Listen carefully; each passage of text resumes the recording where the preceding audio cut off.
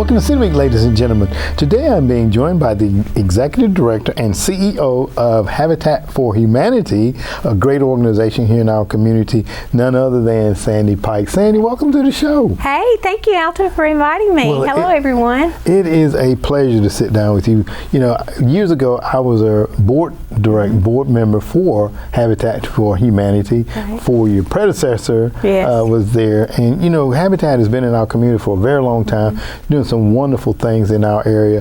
And before we jump into what we want to talk about, because you've been there, you've been the CEO director for 6 years now. 6 years. But your term with them has been longer though, right? 19 years. 19. Tell us a little bit about yourself if you don't mind, Sam. Actually, I grew up in Roanoke, Alabama, went to Georgia, University of Georgia. I was in the banking industry for 25 years, and during my time in the banking industry, I served for Habitat. So I've been with Habitat for 19 years, and all of a sudden one day I had been praying for God to open a door for me to do more. What can I do to do more and serve more? And Steve Brown, the former director and CEO, called me, and he said, "I'm retiring. Do you want to come on board?" And I was like, yeah, this is great. I mean, so it was an answer to prayer. So God has been so faithful to us. He's really blessed our affiliate, and we're just excited to serve Troup County. Yeah. And you know, I remember volunteering, board member, you know, all of the above. And it's it is a great resource here in our community. And you having that banking, talk a little bit, why is that so important for Habitat especially? Right. Well, what's exciting is, you know, stepping into the director and CEO role,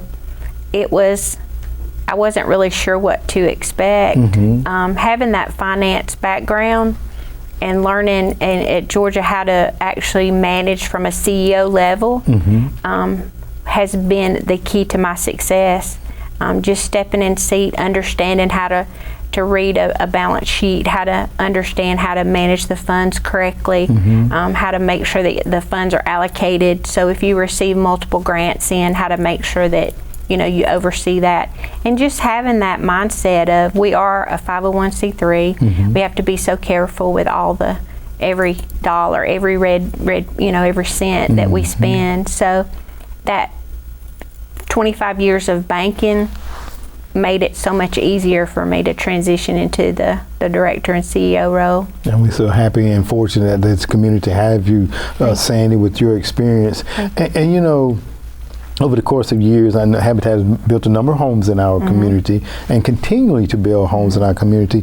And just recently, you all partnered with some other agencies and the City of Lagrange. Right. And we targeted an area, Thomastown. Yes. Talk a little bit about being in that area, if you don't mind. I'm very excited for us to go into Thomastown. The plan is that we will actually go in. For Habitat, we have what's called a Brush with Kindness, and under our Brush with Kindness, we use volunteers, and we go in and take a street at a time, and we transform the exterior of the home. We also do landscape and different projects on the outside to improve the appearance. So we're looking for volunteers for that. So we'll be definitely asking for volunteer groups. One of the other things we've been so blessed is we've recently received in quite a few grants, and those grants, of course, as you know, when you look at grants, it's very specific of how you spend those funds, but we're going to be able to allocate funds to be able to remodel to some degree the inside. So what we focused on is a health and safety initiative. So when we go into a home, anything that would affect your health or your safety within that home environment, those grants are able to target that and make it a much safer place to live. One example would be mold. So mold is hazardous to your health. For the safety pieces, maybe there's electrical wiring that's exposed or something of that nature. So we're able to go in and we're just excited to be able to go into Thomastown. I know so many people are excited about that.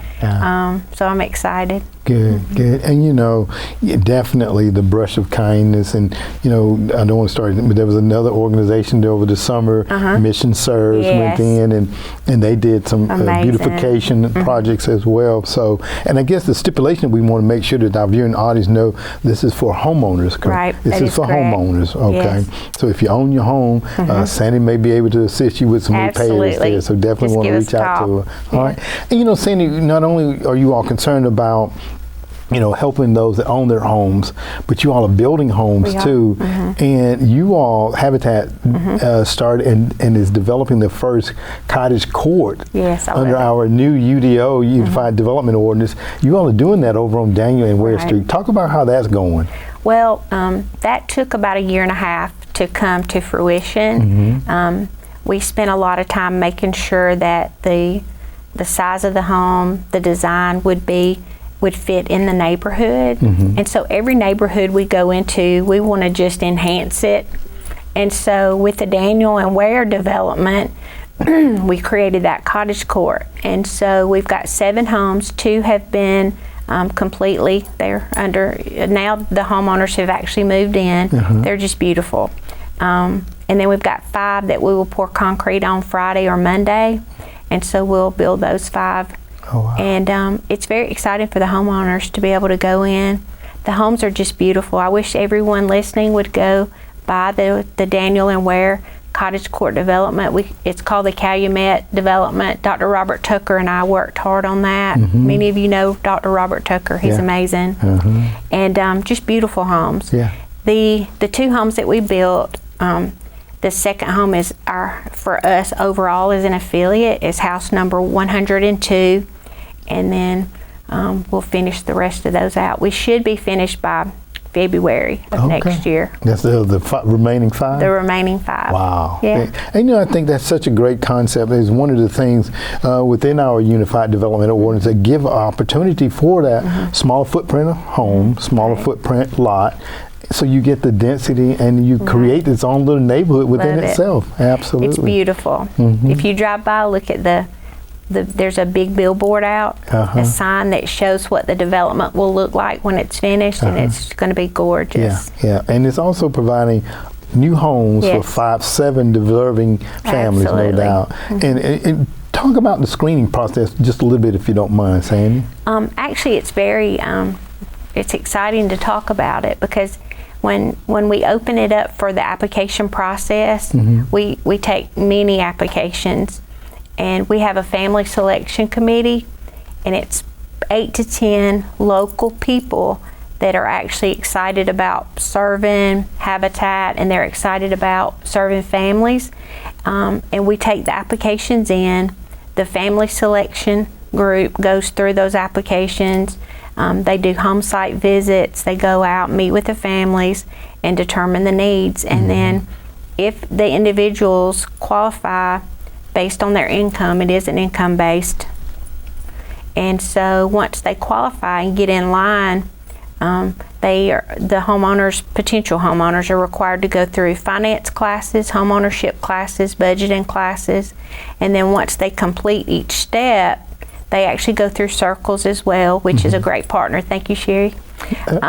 But they go through that process, and then we get them and transition them into homeownership. So it's a beautiful thing.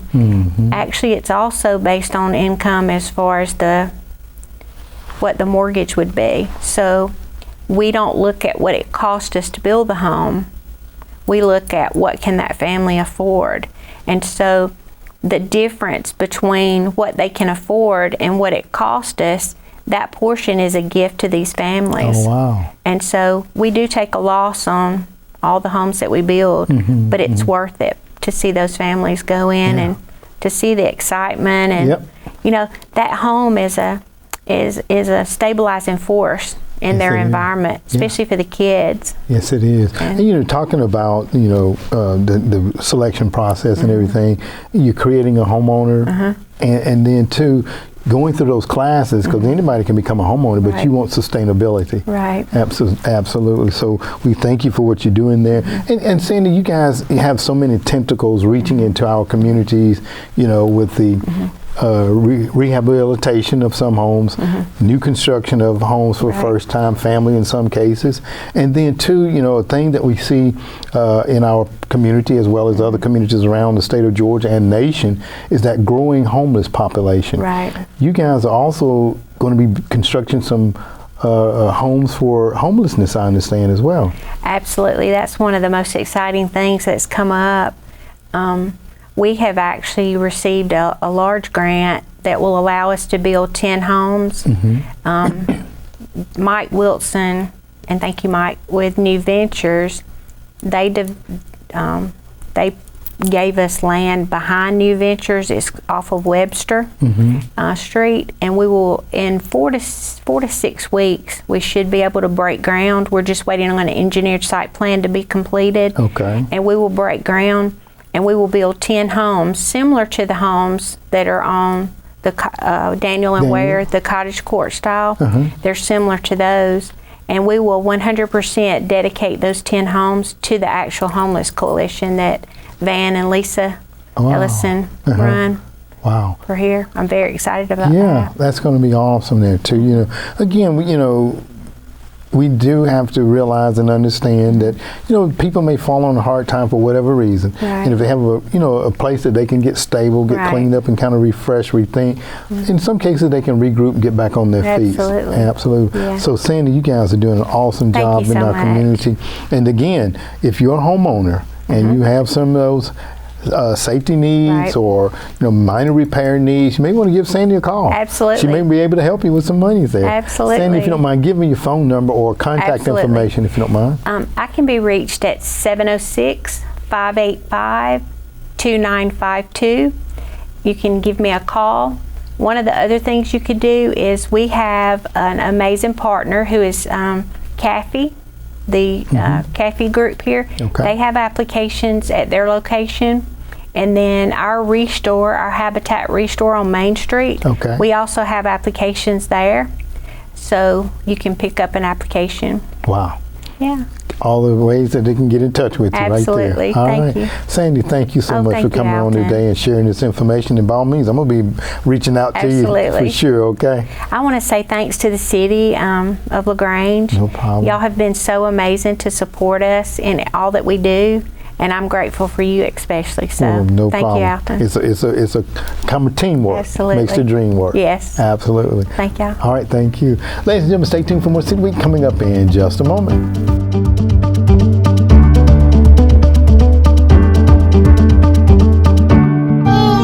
We said we'd never give in to a meltdown. Mariella! Never leave the house looking, well, and never let them out of our sight.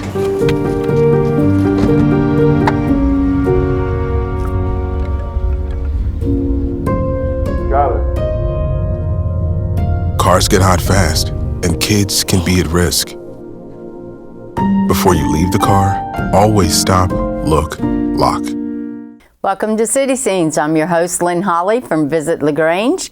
Today we're going to be talking about just a few of the events that will be occurring in and around our area during the week of September 9th through September 15th. So let's get started.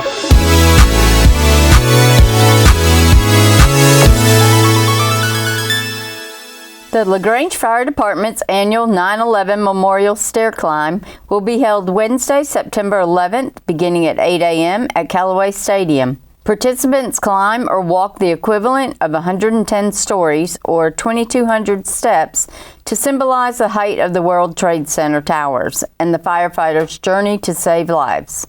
In 2018, Lagrange firefighters first climbed the Callaway Stadium stairs to honor the 343 firefighters of the New York Fire Department who died on September 11, 2001. The next year, we began inviting our citizens to come join us.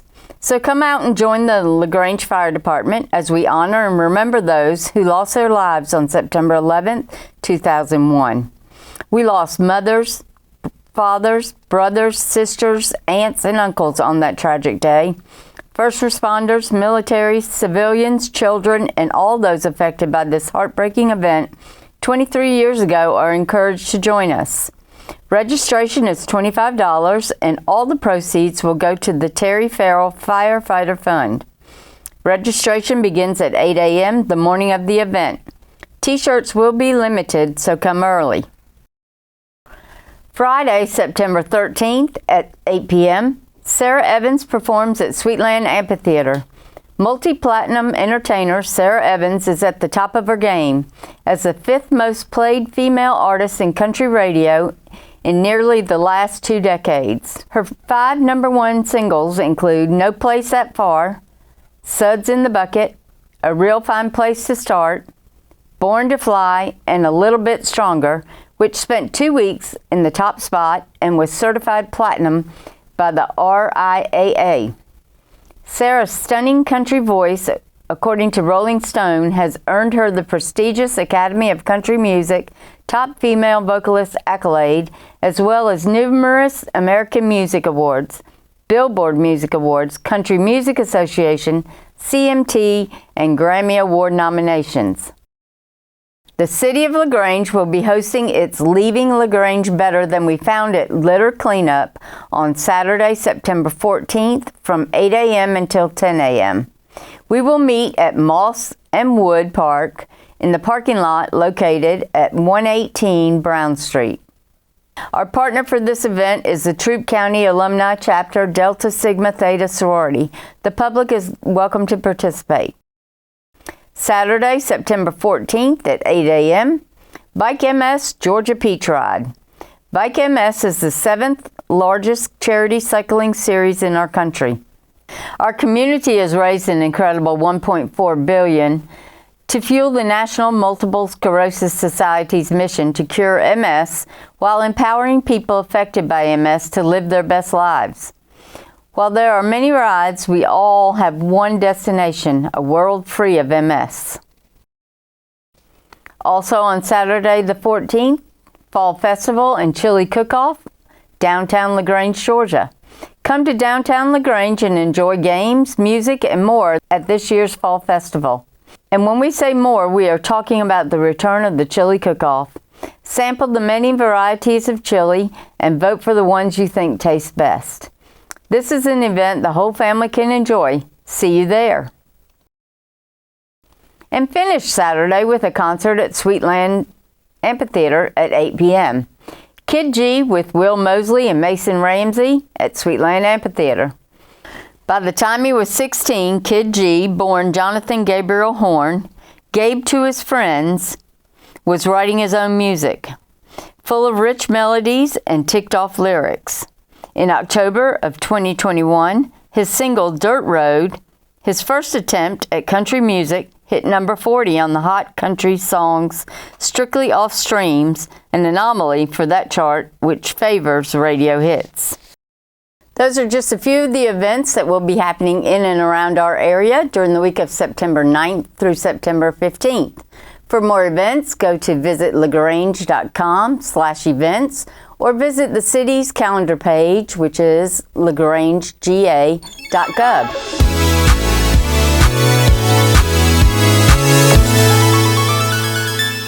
Ladies and gentlemen, thank you for joining City Week this week. My guests have been the Director and CEO of Habitat for Humanity, Sandie Pike, as she talked about all the wonderful things that Habitat is doing in our communities. And by all means, ladies and gentlemen, if you heard, she has some funding that might be able to assist you if you're a homeowner. So if you have needs, give her a contact or give her a call, and I'm sure she will definitely let you know one way or the other. Ladies and gentlemen, I hope that you've enjoyed this interview, and as always, I want to invite you back for more of City Week.